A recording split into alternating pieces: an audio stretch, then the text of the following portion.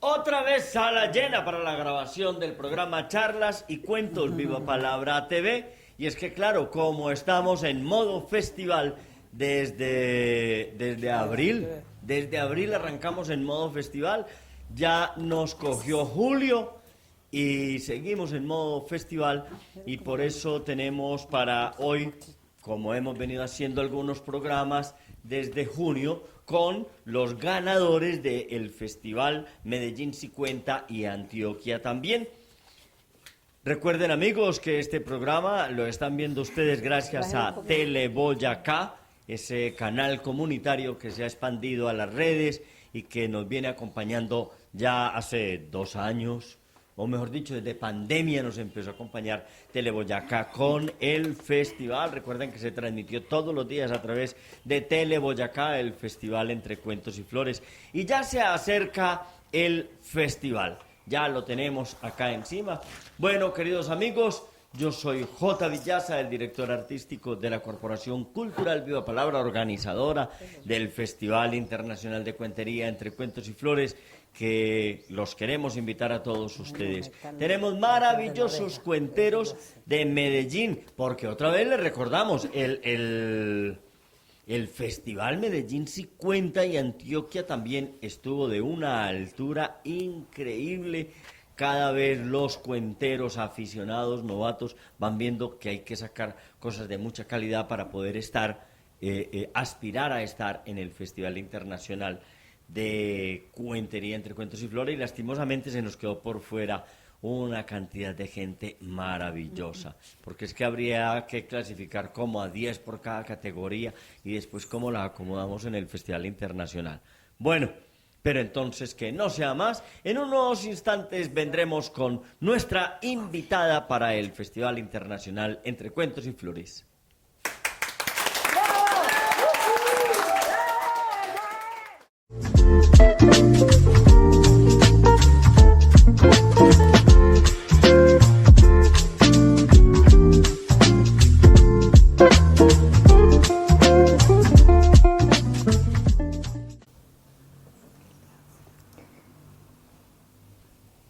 Bueno, señoras y señores, después de estos cortos comerciales, vamos a tener entonces al fin a nuestra invitada. Se trata de esa cuentera que ha sido tan importante en toda la historia de Viva Palabra. Fue una de las fundadoras, fue la cofundadora de la revista Contante y Soñante y fue nuestra primera directora de revista, profesora de la Escuela de Cuentería. Bueno, no les cuento más, recibamos a... El nombre casi nadie lo conoce. Uno dice María Teresa Gudelo, ¿y quién es esa? Maite.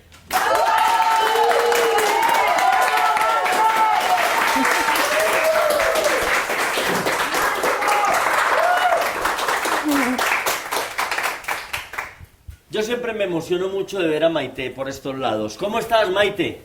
Muy bien, súper bien, siempre feliz de venir a Viva Palabra, que es mi casa. Siempre, siempre bienvenida, Maite, con todos los aportes tan bonitos que siempre que venir nos haces y que siempre que se presenta el festival ella se nos cuela en el festival. Eso siempre ha quedado en el Festival Entre Cuentos y Flores. Yo diría que la mayoría de las veces que se ha presentado, creo que alguna no, ¿cierto? Que me he presentado sola, sí. Cuando me he presentado en dúo, no. Sí ve, sí ve.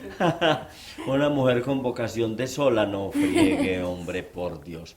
Pero bueno, lo que pasa es que ella ya ha desarrollado una cantidad de interiormente su ser narradora, su ser cuentera.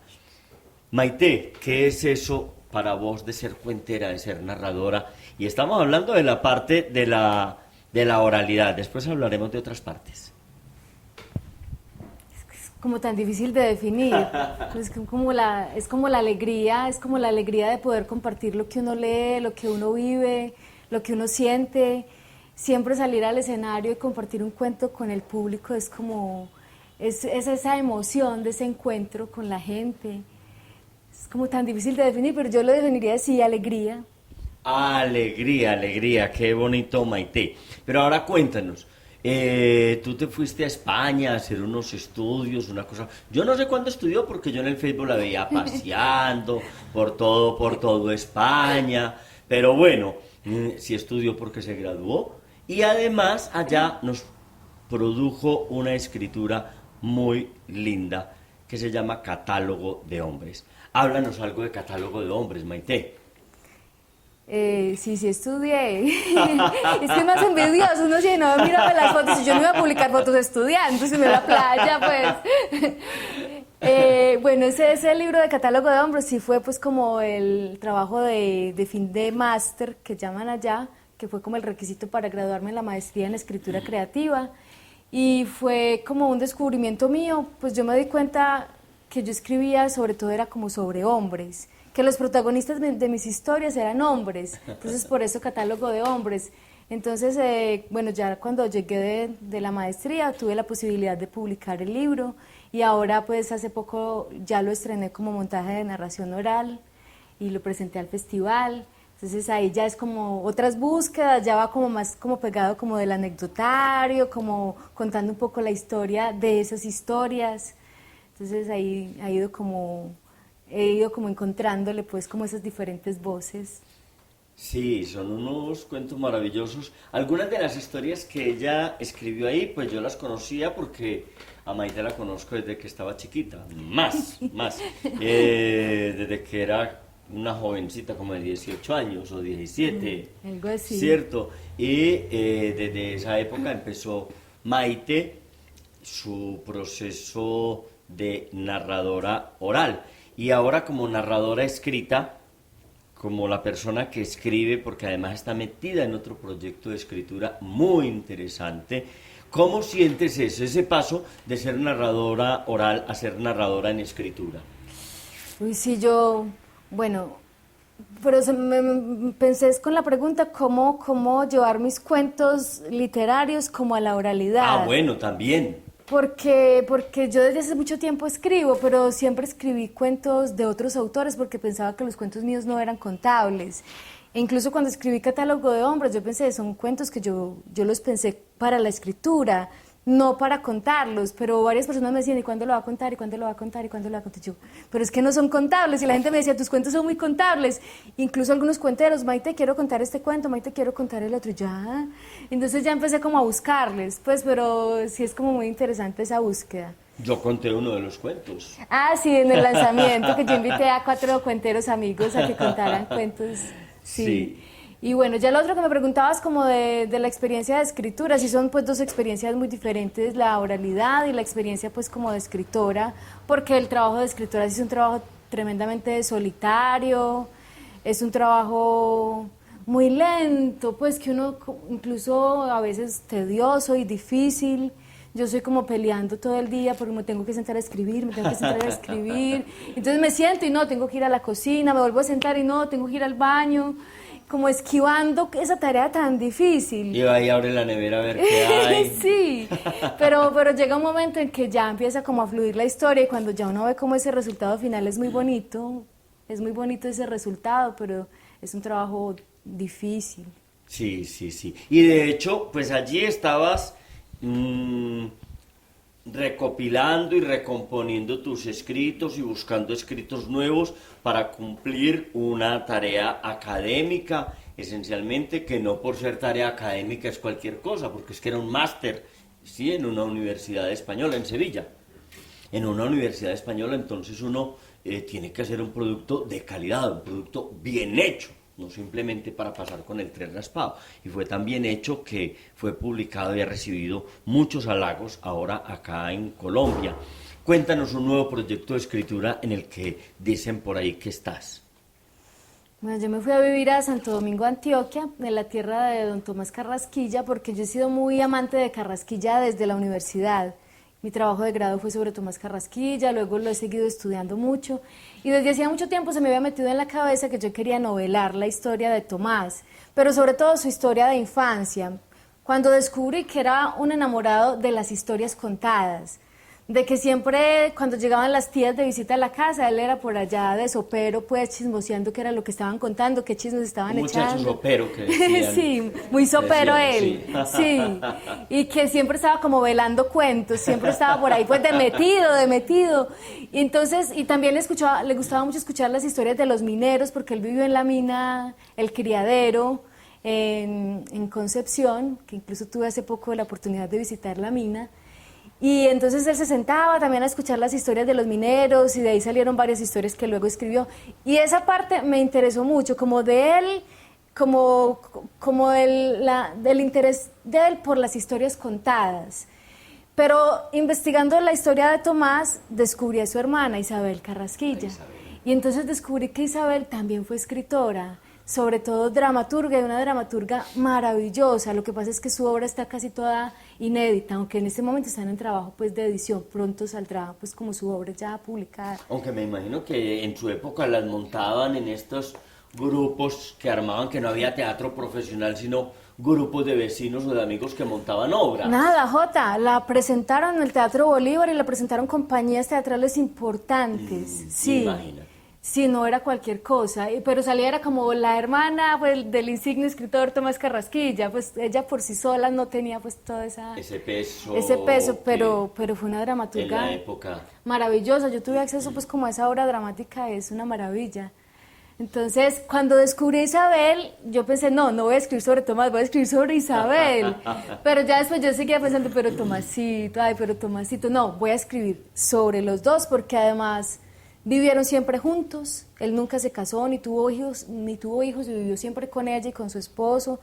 Entonces esos últimos 10 años de los dos son muy interesantes y ahí es donde se enteré pues como donde estoy centrando la novela, porque es donde él está ciego, tullido, con todos esos dolores, pues como una vida como unos años muy atormentados, pues, mientras que ella llega de Europa, de un viaje que hace por Europa con su esposo, y llega con la idea de escribir, ya empieza a escribir, es vieja, y llega con esa idea de que ella tenía que dejar algo escrito. Entonces esos 10 últimos años de ambos son muy bonitos. Ellos dos juntos allí, acá en Medellín, no muy lejos de acá de la Corporación Cultural Viva Palabra, en la calle Bolivia, era la casa de don Tomás Carrasquilla e Isabel, con su esposo empresario. Acá en el centro hay unas casas muy bonitas que no sabemos. Yo a veces soy muy animero, muy muertero, el culto a nuestros muertos. La casa de don Manuel Mejía Vallejo aquí en Perú, aquí abajito de Viva Palabra, El Fin del Afán se llamaba la casa de don Manuel Mejía Vallejo, ahí está en ruinas. Pero está en pie, Sí, o sea, no, sí, está en pie, ay, está en pie, cerrada. La casa de Dora Ramírez, la pintora que murió no hace mucho y murió muy anciana, porque Dora murió de más de 100 años, aquí en Caracas, es otra casa que está ahí cerrada, tumbada y no se sabe de ella. ¡Qué maravilloso! Vamos a mirar entonces un cuento de Maite. Yo a veces le digo Materile, Matica, yo nunca le pongo apodos a nadie, jamás. Vamos entonces a observar este cuento de Maite y regresamos en un momento.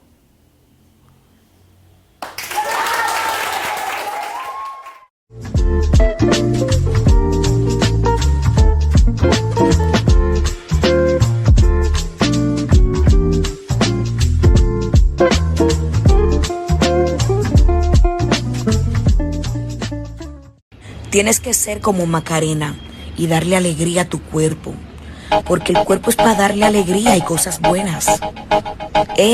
Macarena, ay.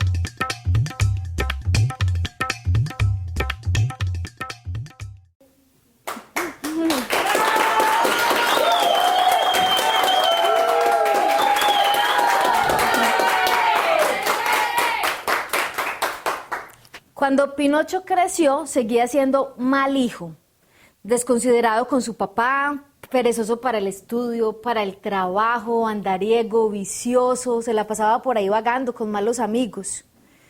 Físicamente tampoco era muy agraciado, era flacuchento, debilucho, con cuerpecito de muñeco, narizón, orejón. Sin embargo, las princesas y las niñas bonitas de los cuentos de hadas vivían enloquecidas por él. El lobo feroz tenía una severa depresión porque Caperucita no había vuelto a visitar a la abuela por andar correteando con Pinocho por el bosque. El príncipe de la Bella Durmiente estaba muy preocupado porque la princesa se pasaba las noches en vela, delirando por el insignificante exmuñeco. El príncipe de la Cenicienta estaba considerando seriamente el divorcio porque la princesa, en complicidad con el hada madrina, se le escapaba todos los fines de semana para bailar con Pinocho. El príncipe de Blancanieves tenía la autoestima por el piso porque uno de los sirvientes de la princesa le contó que ella se pasaba horas y horas frente al espejo mágico cada vez que Pinocho le anunciaba visita para llevarle manzanas y contarle sus aventuras. Los príncipes de los cuentos de hadas estaban desesperados, celosos, no entendían en qué consistía el encanto del insignificante exmuñeco. Y es que aquellos hombres de fantasía no conocían el secreto hoy sabido y practicado por casi todos los hombres, y que Pinocho dominaba: el arte de la mentira.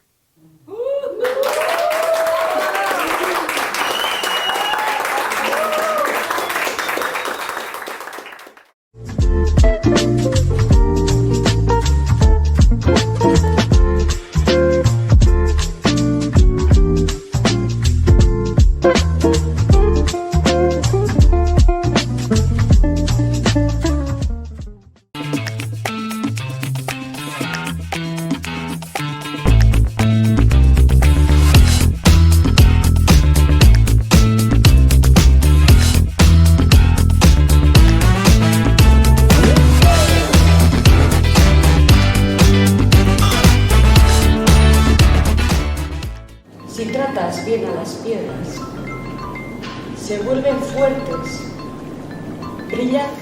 Probablemente recuerden ustedes una muchacha bonita, pero bonita ella. Daban unos racimos, ponían con agua, se enjuagaban la boca para... El primer recuerdo que quedó grabado en mi memoria fue verme allí colgando, cabeza abajo. Un grillo muy laborioso despertó muy temprano a limpiar afuera de su casita. La cucaracha en cuestión se llamaba Martina y se pasaba el día barriendo, fregando.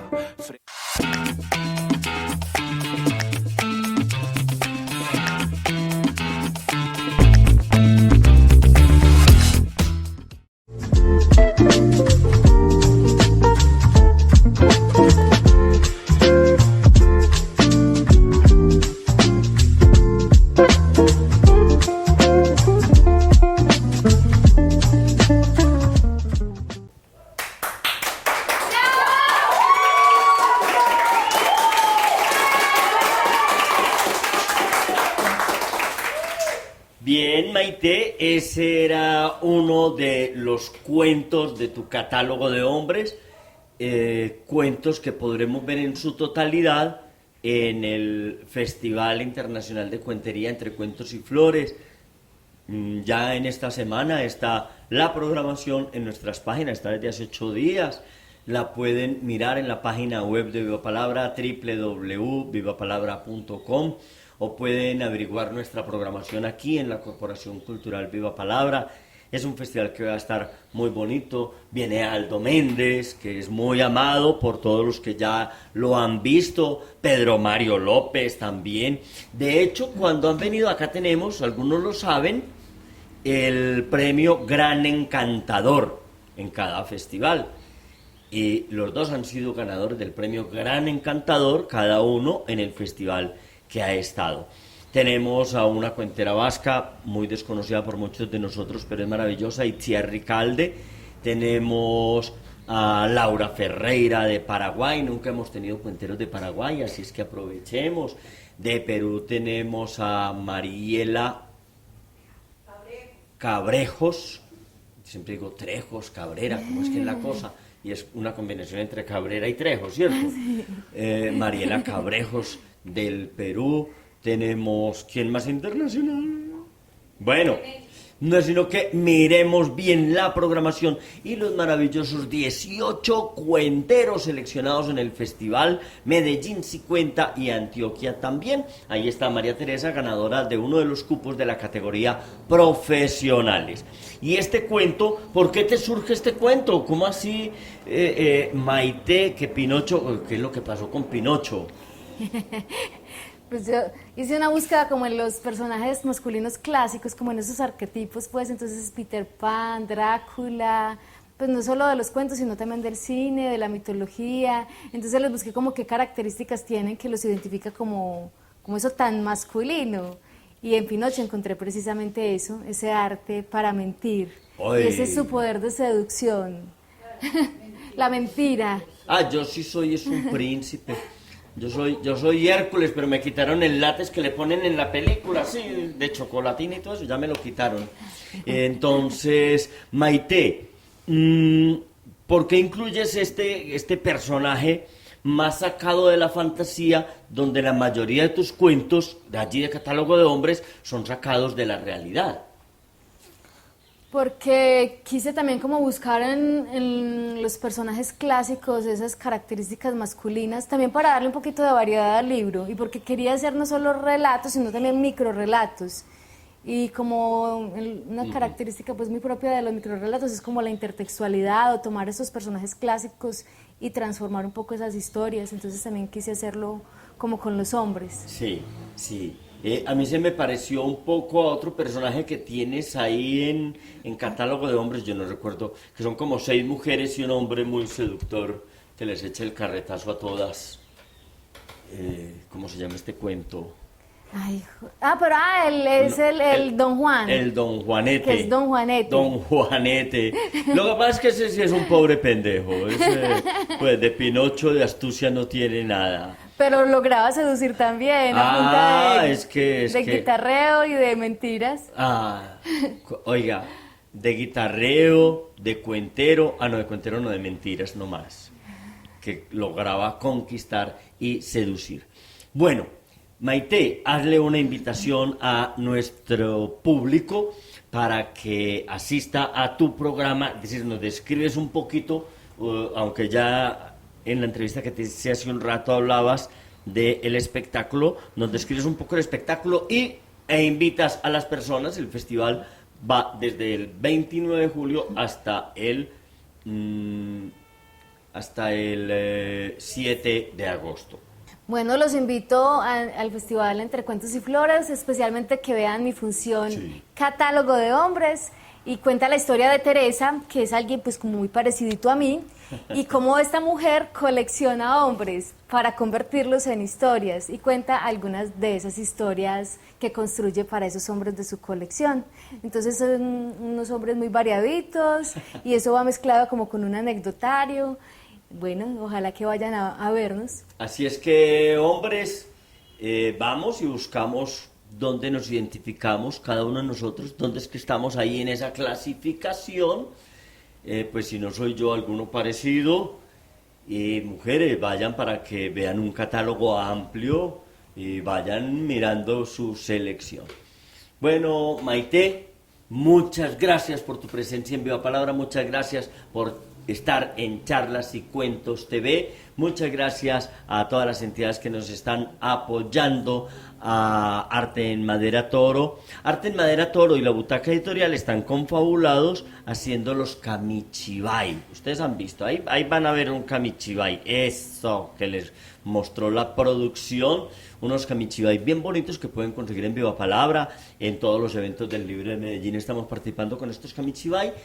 Y también está el arte creativo, el rincón creativo, y obviamente Dulce Artesana, que siempre apoya a Viva Palabra. Muchas gracias, que tengan todos una feliz semana.